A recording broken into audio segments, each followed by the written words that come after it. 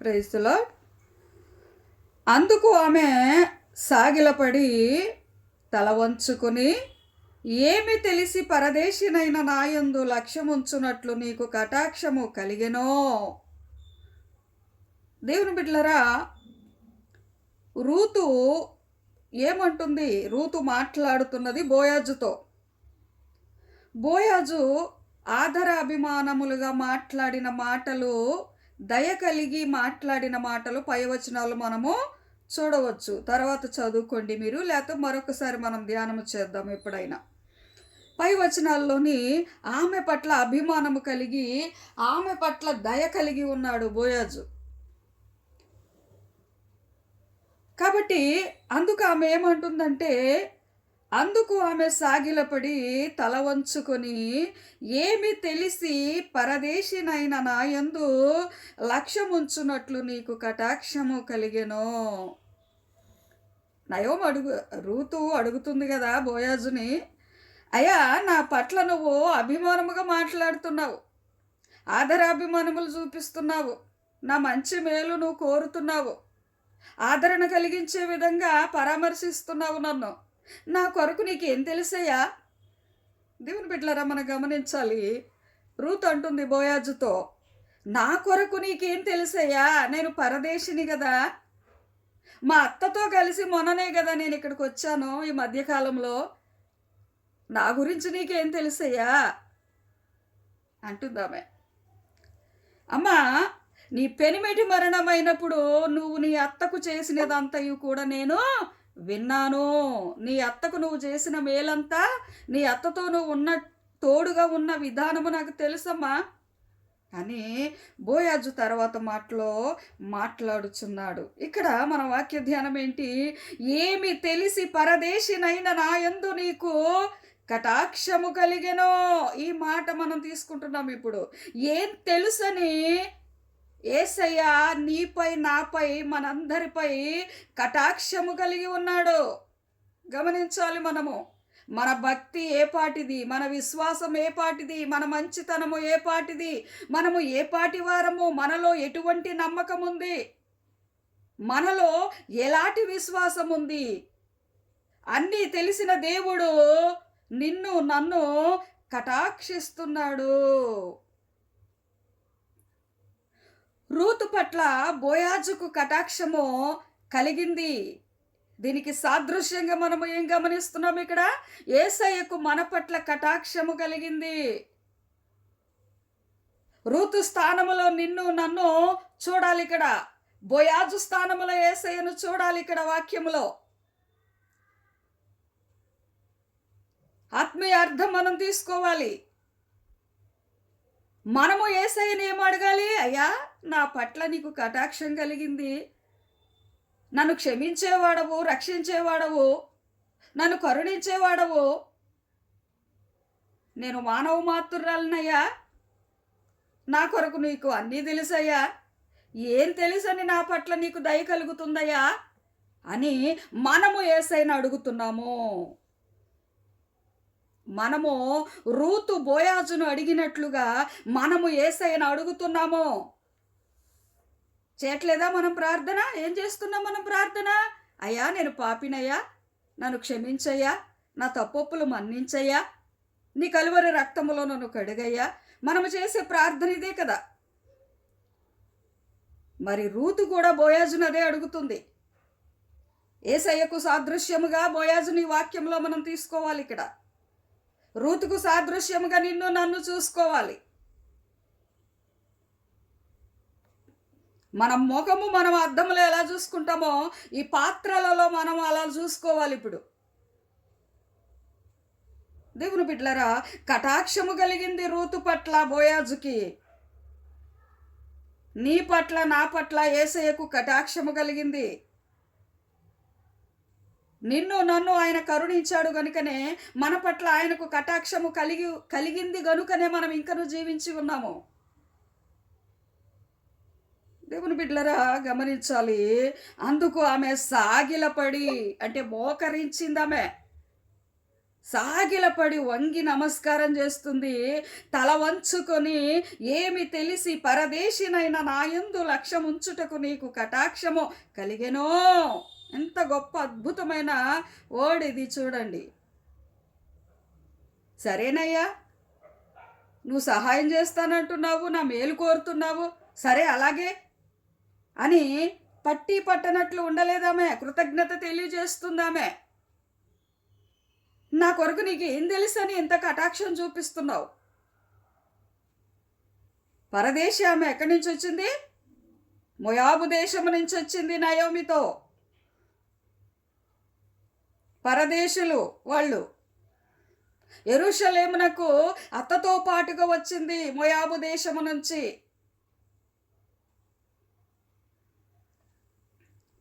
దేవుని బిడ్డలారా, అందుకని ఆమె అంటుంది కదా, కటాక్షము కలిగెనో. ఎంత అద్భుతమైన మాట. బోయజు ఆమెకు ఆదరాభిమానాలు చూపిస్తున్నాడు. బోయాజుకు మాత్రము తెలుసా ఆమె గురించి? ఆమె అత్తను అంటిపెట్టుకొని వెంటే వచ్చిందన్న విషయము తెలుసు. అభిమానముతో అత్తను వెంటాడుతూ వచ్చిందని మాత్రము బోయాజుకు తెలుసు. కానీ అక్కడ ఇంకో విషయం ఏంటంటే, ఆమె పరదేశీ. పరదేశులను అంత తొందరగా చేర్చుకోము ఎవరం కూడా. యెరూషలేములోని యూదాలోని కూడా అంతే. యూదులు కూడా తొందరగా చేర్చుకోరు. యెరూషలేములో కూడా అదే పరిస్థితి. అందుకే రూత్ అంటుంది, ఏమి తెలిసి నా యందు నీకు కటాక్షము కలిగెనో. నా యందు లక్ష్యముంచునట్లు నీకు కటాక్షము కలిగెనో. పరదేశినైనా నా యందు. యేసయ్యకు నీవు నేను ఒకప్పుడు పరదేశులం. ఎందుకు? ఆయనంటే మనకి తెలియనప్పుడు మనం పరదేశులం. ఆయనకి మనల్ని ఆయన కటాక్షించి తనలో కలుపుకున్నాడు ఆయన. ఇప్పుడు బోయాజు రూతుని ఎలాగ అభిమానిస్తున్నాడు, కటాక్షం చూపిస్తున్నాడు? అంతకుముందు రూత్ ఎక్కడుందో బోయాజుకి తెలుసా? మోయాబు దేశంలో రూతు ఉన్నప్పుడు బోయాజుకు తెలుసా రూత్ ఎవరో? తెలియదు కదా. యెరూషలేముకు వచ్చినప్పుడే కదా రూత్ ఎవరో బోయాజుకు తెలిసింది. అలాగే యేసయ్యలో అంటకట్టబడినప్పుడే కదా, ఆయనలో అంటు కట్టబడి ఎదిగేటప్పుడే కదా నీవు నేను యేసయ్యకు మనం ఎవరో తెలిసేది. అంటే మనం ఎవరో ఆయనకి తెలియదని కాదు, అక్కడ ఆయనలో మనము ఎంబడించే అనుభవం గురించి మాట్లాడుతున్నా. నువ్వు ఆయన్ని అంబడించినప్పుడే కదా నీ హృదయం ఏంటో నీవేంటో ఆయన గ్రహించేది. ఆయన సర్వం ఎరిగిన వాడైన ఆయనకి తెలియంది ఏమీ లేదు. ఎక్కడైనా ఉండగలడు, సర్వ సృష్టికర్త. అందుగలడు ఇందు లేడని సందేహము వలదు, ఎందెందు వెతికిన అందందే గలడు. ఆయన ఫలానా చోట మాత్రమే ఉండే దేవుడని కాదు, ఎక్కడైనా ఉండగలడు ఆయన. మన గురించి ఆయనకి తెలియదని కాదు, మన భక్తి గురించి ఏమి తెలిసి మనల్ని కటాక్షించాడు. మనది ఏ పాటి భక్తి, ఏ పాటి మంచితనం మనలో ఉంది, ఏ పాటి విశ్వాసం మనలో ఉంది, అది మన వాక్య ధ్యానం. ఇప్పుడు అదే రూత్ అడుగుతుంది బోయాజుని, ఏమి తెలిసి పరదేశినైన నా యందు నీకు కటాక్షము కలిగెనో. ఇప్పుడు యేసయ్యను నువ్వు నేను అదే అడుగుతున్నాము. అయ్యా నేను పాపినయ్యా, నన్ను క్షమించావు అయ్యా. ప్రభువా అని పిలవటానికి కూడా నేను తగని పాపినని ప్రార్థనలు చేస్తుంటారు అందరూ. మనం కూడా చేస్తూ ఉంటాము. మంచిదే, ఆ ప్రార్థన చెయ్యాలి. అందరం పాపులమే. ఎందుకు అంటున్నాం ఈ మాట? నీతిమంతుడు ఎవడూ లేడని వాక్యం చెప్తుంది కదా. కాబట్టి పుట్టుక తోటించే మానవుడు పాపి. ఈ భూమి మీదకి వచ్చి చేసిన పాపం కంటే కూడా పుట్టుకతోనే తల్లి గర్భమున పడినప్పుడే పాపులం మనం. ఎందుకంటే పాపం వల్ల మనము జన్మించిన వారము కనుక. మరి ఏమి తెలిసి నిన్ను నన్ను ఏర్పాటు చేసుకుంటున్నాడు ఆయన? మనల్ని ఏమి తెలిసి ఏర్పాటు చేసుకున్నాడు ఆయన? ఏమి తెలిసి మన యందు ఆయనకు కటాక్షము కలిగింది? ఏం తెలుసు మన గురించి ఆయనకి? అన్నీ తెలుసు. హృదయాలు చూచే దేవుడు ఆయన. ఆయనకి తెలియంది ఏమీ కాదు. కానీ మనం అంటున్నాం ఆయనతో, ఏం తెలిసి నన్ను నువ్వు క్షమించావయ్యా? అయ్యా నేను పాపిని గదయ్యా, ప్రార్థించడానికి కూడా నేను తగను గదయ్యా అని మనం అనట్లేదా? భక్తులు చేయట్లేదా ప్రార్థనలవి? అదే ఇక్కడ రూతు మాట్లాడుతుంది బోయాజుతో. రూత్ అంటే ఎవరో కాదు, నీవు నేను మనందరము. బోయాజ్ అంటే ఎవరో కాదు, యేసుక్రీస్తుకు సాదృశ్యంగా మనం ఇక్కడ తీసుకోవాలి. బోయాజు యేసుక్రీస్తు అని నేను చెప్పట్లేదు, సాదృశ్యముగా వాక్యం తీసుకోవాలి. ఇక్కడ ఉపమాన రీతిగా మనం తీసుకోవాలి. ఇక్కడ యేసయ్య ఉపమాన రీతిగా పోల్చి వాక్యాలు చెప్పేవారు. ఉపమానము చూపించి జనులకు అర్థమయ్యే విధంగా వాక్యం బోధించేవారు. ఈ పాత్రలను కూడా మనకు అర్థమయ్యే విధానంలో అన్వయించుకొని మనము వాక్యము ధ్యానించుకోవాలి. రూతు అడిగినట్లే మనం అడుగుతున్నాము. మనం అడుగుతున్నదే రూతు అడిగింది.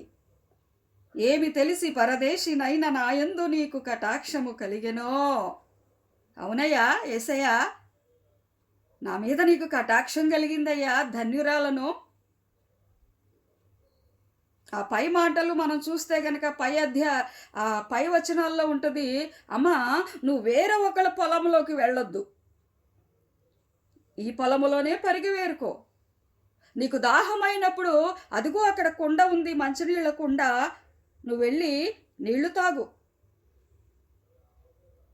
నిన్ను ఏమీ అనవద్దని ఈ పొలంలో పనిచేసే వాళ్ళందరికీ కూడా నేను చెప్తానమ్మా అని పై వచనాలు మనం చూస్తే బోయాజు ఆదరాభిమానములు కలిగిన మాటలు రూతు గురించి మాట్లాడుతున్నాడు.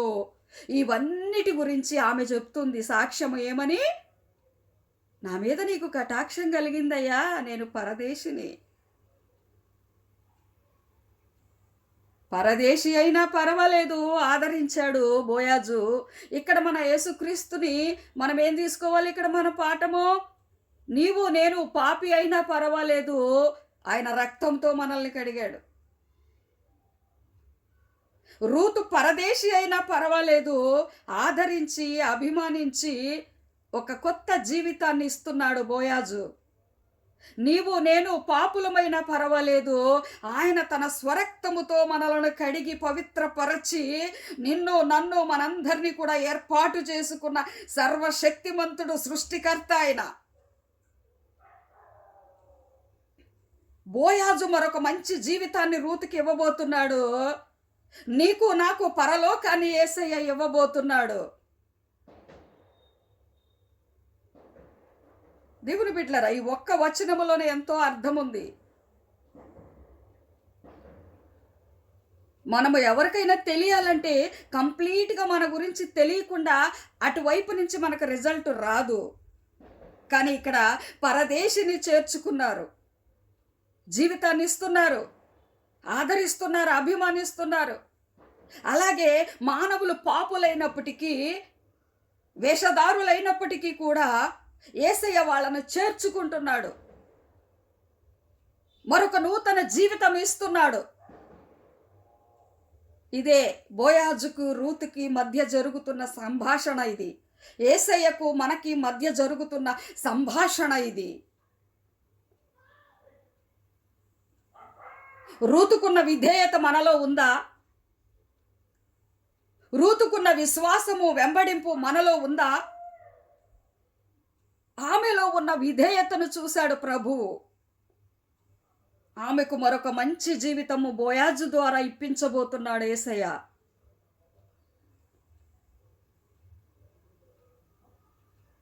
దేవుని బిడ్డలారా, ఏమి తెలిసి మనల్ని ఏర్పాటు చేసుకున్నాడు ప్రభువు? మనం అడగాలి ప్రభువుని, ప్రభువా ఏ పాటి వారమయ్యా మమ్మల్ని ఏర్పాటు చేసుకున్నావు అని మనము చేస్తున్న ప్రార్థన ఎల్లవేళలా మర్చిపోకుండా చేయాలి. ఏ పాటి వారం మనల్ని ఎంచుకున్నాడు, ఏర్పాటు చేసుకున్నాడు ఆయన.